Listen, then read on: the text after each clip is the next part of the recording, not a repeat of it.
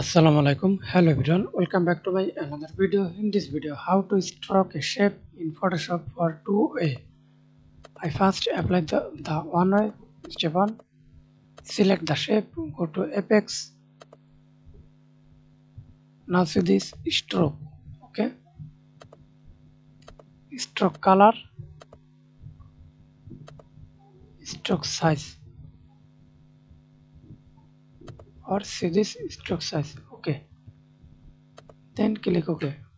Another way to stroke the shape.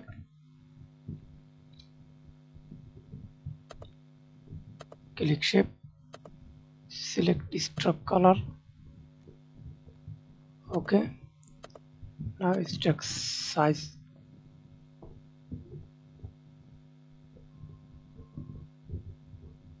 And remove the stroke.